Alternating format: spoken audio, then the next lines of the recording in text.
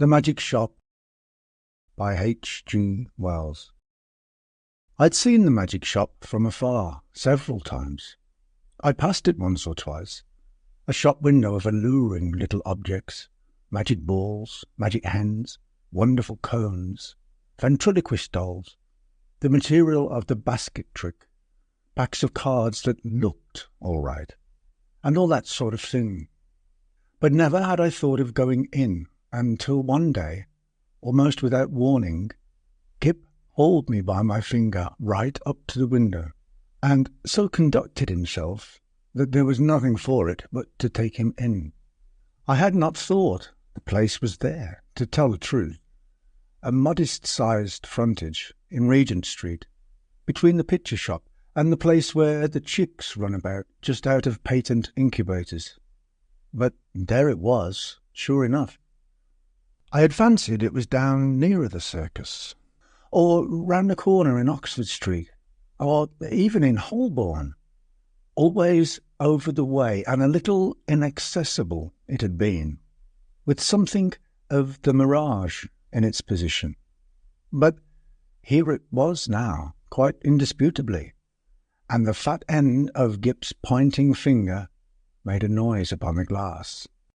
"If I was rich," said Gip, dabbing a finger at the disappearing egg, "I'd buy myself that, and that," which was the crying baby, very human, and that, which was a mystery, and called, so a neat card asserted, "Buy one and astonish your friend."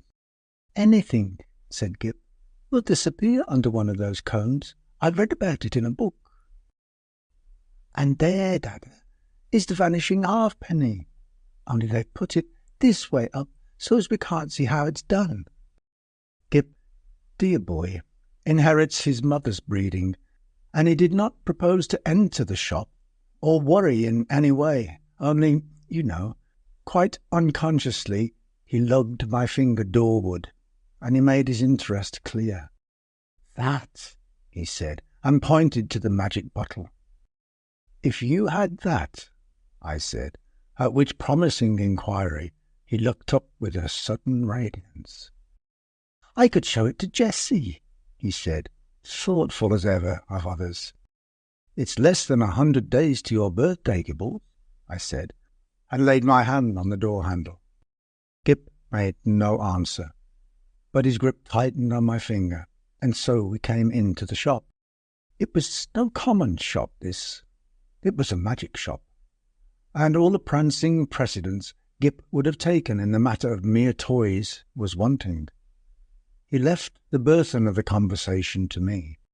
It was a little, narrow shop, not very well lit, and the doorbell pinged again with a plaintive note as we closed it behind us. For a moment or so we were alone and could glance about us. There was a tiger in papier-mâché on the glass case that covered the low counter, a grave, kind-eyed tiger that waggled his head in a methodical manner. There were several crystal spheres, a china hand holding magic cards, a stock of magic fish bowls in various sizes, and an immodest magic hat that shamelessly displayed its springs.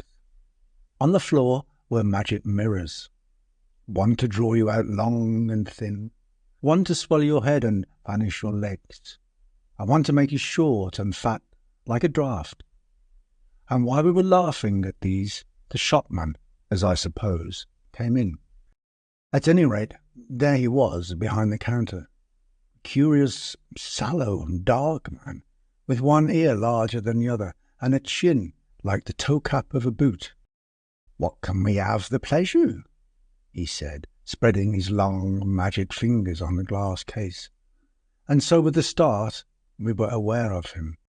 "I want," I said, "to buy my little boy a few simple tricks." "Legerdemain?" he asked. "Mechanical? Domestic? Anything amusing?" said I. Said the shopman, and scratched his head for a moment, as if thinking. Then quite distinctly He drew from his head a glass ball. "Something in this way?" he said, and held it out. The action was unexpected. I'd seen the trick done at entertainments endless times before. It's part of the common stock of conjurers. But I had not expected it here. "That's good," I said with a laugh. "Isn't that?" said the shopman. Gip stretched out his disengaged hand to take this object, and found merely a blank palm. "It's in your pocket," said the shopman. And there it was. "How much will that be?" I asked. "We make no charge for glass balls," said the shopman politely. "We get them," he picked one out of his elbow as he spoke, "free." He produced another from the back of his neck and laid it beside its predecessor on the counter. Gip regarded his glass balls sagely, then directed a look of inquiry at the two on the counter, and finally brought his round-eyed scrutiny to the shopman, who smiled. "You may have those too," said the shopman, "and if you don't mind, one from my mouth. So." Gip counselled me mutely for a moment, and then in a profound silence put away the 4 balls, resumed my reassuring finger, and nerved himself for the next event.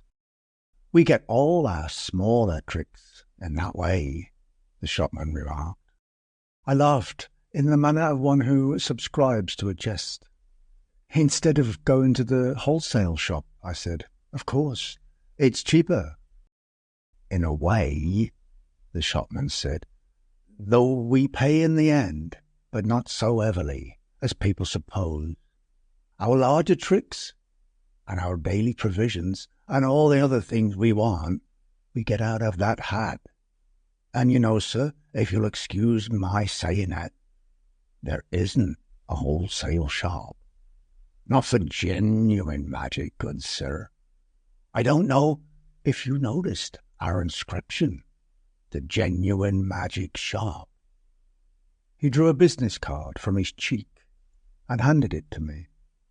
"Genuine," he said, with his finger on the word, and added, "There is absolutely no deception, sir." He seemed to be carrying out the joke pretty thoroughly, I thought. He turned to Gip with a smile of remarkable affability. You know, are the right sort of boy." I was surprised at his knowing that because, in the interests of discipline, we keep it rather a secret, even at home. But Gip received it in unflinching silence, keeping a steadfast eye on him. "It's only the right sort of boy gets through that doorway." And, as if by way of illustration, there came a rattling at the door, and a squeaking little voice could be faintly heard. "Yeah, I want to go in there, Dada. I want to go in there. Yeah." And then the accents of a downtrodden parent, urging consolations and propitiations. "It's locked, Edward," he said. "But it isn't," said I. "It is, sir," said the shopman. "Always for that sort of child." And as he spoke, we had a glimpse of the other youngster, a little white face, pallid from sweet eating and over-sapid food, and distorted by evil passions, a ruthless little egotist, pouring at the enchanted pain. "It's no good, sir," said the shopman, as I moved, with my natural helpfulness, doorward, and presently the spoiled child was carried off howling. "How do you manage that?" I said, breathing a little more freely. "Magic," said the shopman, with a careless wave of the hand, and behold, sparks of coloured fire flew out of his fingers and vanished into the shadows of the shop. "You were saying," he said, addressing himself to Gip, "before you came in, that you would like one of our Buy One and Astonish Your Friends boxes." Gip, after a gallant effort, said, "Yes." "It's in your pocket," and leaning over the counter, he really had an extraordinarily long body.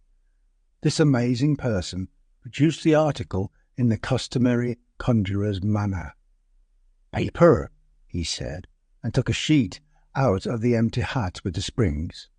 "String."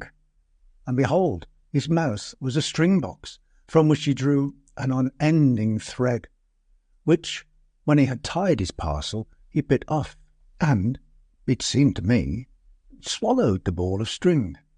And then he lit a candle at the nose of one of the ventriloquist's dummies, stuck one of his fingers, which had become sealing wax red, into the flame, and so sealed the parcel. "Then there was the disappearing egg," he remarked, and produced one from within my coat breast, and packed it, and also the crying baby, very human. I handed each parcel to Gip as it was ready, and he clasped them to his chest.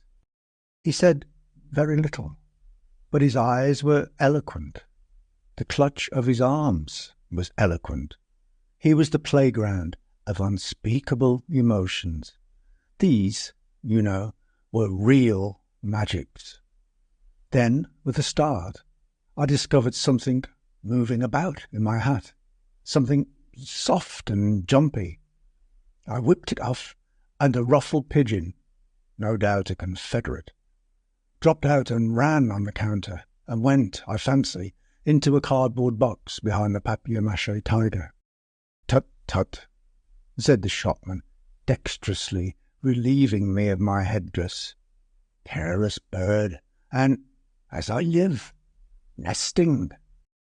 He shook my hat, and shook out into his extended hand 2 or 3 eggs, a large marble, a watch, about half a dozen of the inevitable glass balls, and then crumpled, crinkled paper, more and more and more, talking all the time of the way in which people neglect to brush their hats inside as well as out, politely, of course, but with a certain personal application. "All sorts of things accumulate, sir. Not you, of course, in particular. Nearly every customer. Astonishing, what they carry about with them."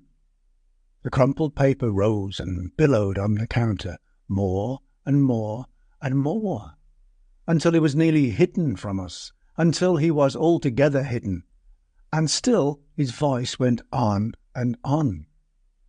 "We none of us know what the fair semblance of a human being may conceal, sir.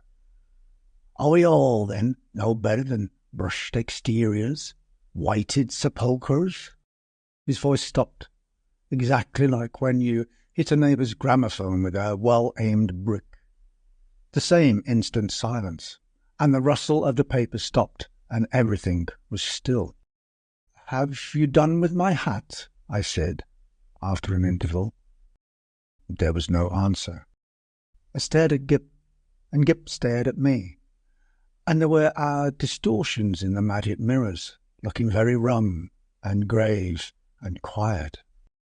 "I think we'll go now," I said. "Will you tell me how much all this comes to?" I said, on a rather louder note, "I want the bill, and my hat, please." It might have been a sniff from behind the paper pile. "Let's look behind the counter, Gip," I said. "He's making fun of us." I led Gip round the head-wagging tiger. And what do you think there was behind the counter? No one at all. Only my hat on the floor, and the common conjurer's lop-eared white rabbit, lost in meditation, and looking as stupid and crumpled as only a conjurer's rabbit can do. I resumed my hat, and the rabbit lolloped a lollop or so out of my way. "Dada," said Gip in a guilty whisper. "What is it, Gip?" said I. "I do like this shop, Dada." So should I said to myself, if the counter wouldn't suddenly extend itself to shut one off from the door. But I didn't call Gip's attention to that. "Pussy," he said with a hand out to the rabbit as it came lolloping past us. "Pussy, do Gip a magic." And his eyes followed it as it squeezed through a door I had certainly not remarked a moment before. Then this door opened wider, and the man with one ear larger than the other appeared again. He was smiling still, but his eye met mine with something between amusement and defiance. "You'd like to see our showroom, sir," he said with an innocent suavity. Gip tugged my finger forward. I glanced at the counter and met the shopman's eye again. I was beginning to think the magic just a little too genuine. "We haven't very much time," I said, but somehow we were inside the showroom before I could finish that. "All goods of the same quality," said the shopman, rubbing his flexible hands together, "and that is the best. Nothing in the place that isn't genuine magic and warranted thoroughly rum. Excuse me, sir." I felt him pull at something that clung to my coat sleeve, and then I saw he held a little wriggling red demon by the tail. The little creature bit and fought and tried to get at his hand, and in a moment he tossed it carelessly behind a counter. No doubt the thing was only an image of twisted India rubber, but for the moment, and his gesture was exactly that of a man who handles some petty, biting bit of vermin. I glanced at Gip, but Gip was looking at a magic rocking horse. I was glad he hadn't seen the thing. "I say," I said in an undertone, and indicating Gip and the red demon with my eyes, "you haven't many things like that about, have you?" "None of ours.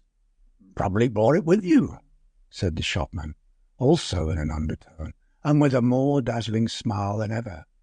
"Astonishing what people will carry about with them unawares."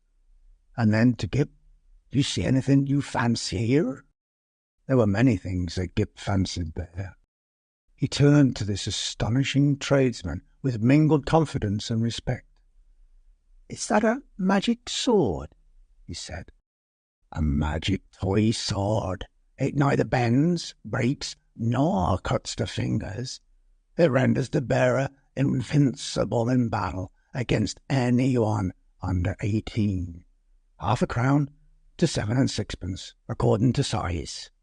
These panoplies on cards are for juvenile knights errant and very useful.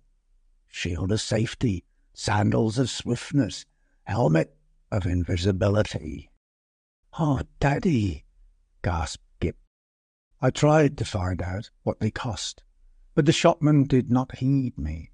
He'd got Gip now. He had got him away from my finger. He had embarked upon the exposition of all his confounded stock, and nothing was going to stop him. Presently I saw with a qualm of distrust and something very like jealousy that Gip had hold of this person's finger, as usually he has hold of mine. No doubt the fellow was interesting, I thought, and had an interestingly faked lot of stuff. Really good fake stuff. Still, I wandered after them, saying very little, but keeping an eye on this prestidigital fellow. After all, Gip was enjoying it, and no doubt when the time came to go, we should be able to go quite easily. It was a long, rambling place, that showroom, a gallery broken up by stands and stalls and pillars, with archways leading off to other departments, in which the queerest-looking assistants loafed and stared at one, and with perplexing mirrors and curtains. So perplexing, indeed, were these that I was presently unable to make out the door by which we had come. The shopman showed Gip magic trains that ran without steam or clockwork, just as you set the signals, and then some very, very valuable boxes of soldiers that all came alive directly you took off the lid and said, "I myself haven't a very quick ear, and it was a tongue-twisting sound, but Gip, he has his mother's ear. Got it in no time. "Bravo," said the shopman, putting the men back into the box unceremoniously and handing it to Gip. "Now," said the shopman, and in a moment Gip had made them all alive again. "You'll take that box?" asked the shopman. "We'll take that box," said I, "unless you charge its full value, in which case it would need a trust magnate." "Dear heart, no." And the shopman swept the little men back again, shut the lid, waved the box in the air, and there it was, in brown paper, tied up, and with Gip's full name and address on the paper. The shopman laughed at my amazement. "This is genuine magic," he said. "The real thing." "It's a little too genuine for my taste," I said again. After that, he fell to showing Gip tricks, odd tricks, and still odder the way they were done. He explained them, he turned them inside out, and there was the dear little chap nodding his busy bit of a head in the sagest manner. I did not attend as well as I might. "Hey presto," said the magic shopman, and then would come the clear, small "Hey presto" of the boy. But I was distracted by other things. It was being borne in upon me just how tremendously rum this place was. It was, so to speak, inundated by a sense of rumness. There was something a little rum about the fixtures even, about the ceiling, about the floor, about the casually distributed chairs. I had a queer feeling that whenever I wasn't looking at them straight, they went askew and moved about, and played a noiseless puss in the corner behind my back. And the cornice had a serpentine design with masks altogether too expressive for proper plaster. Then, abruptly, my attention was caught by one of the odd-looking assistants. He was some way off and evidently unaware of my presence. I saw a sort of three-quarter length of him over a pile of toys and through an arch, and, he was leaning against a pillar in an idle sort of way, doing the most horrid things with his features. The particular horrid thing he did was with his nose.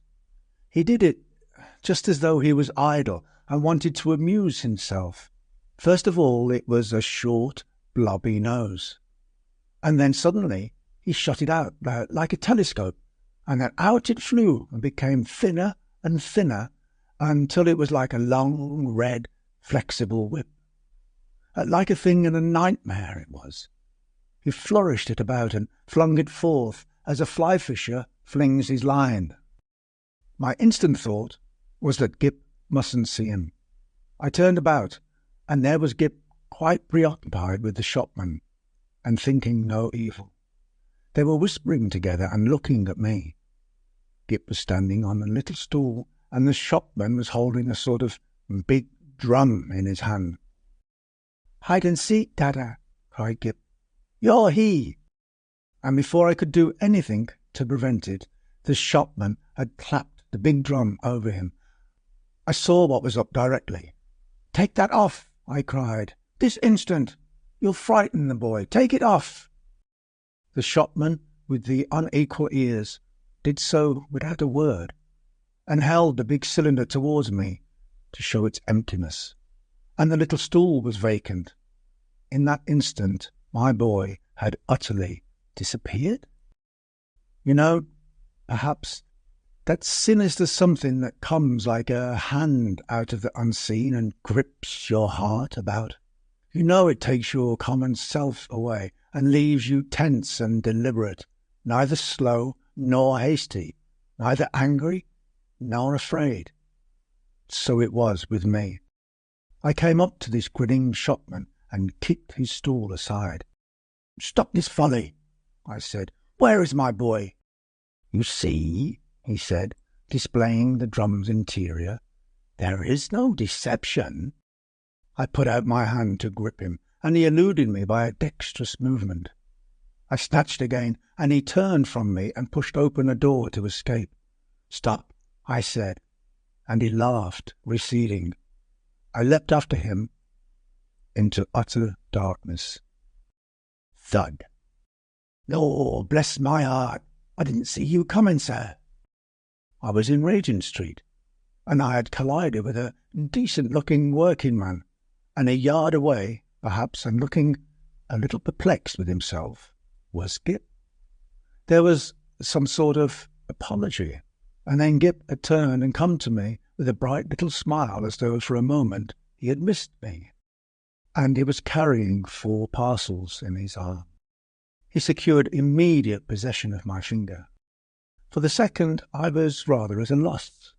I stared round to see the door of the magic shop, and behold, it was not there. There was no door, no shop, nothing. Only the common pilaster between the shop where they sell pictures and the window with the chicks. I did the only thing possible in that mental tumult. I walked straight to the curbstone and held up my umbrella for a cab. "Hansoms," said Gip, in a note of culminating exultation.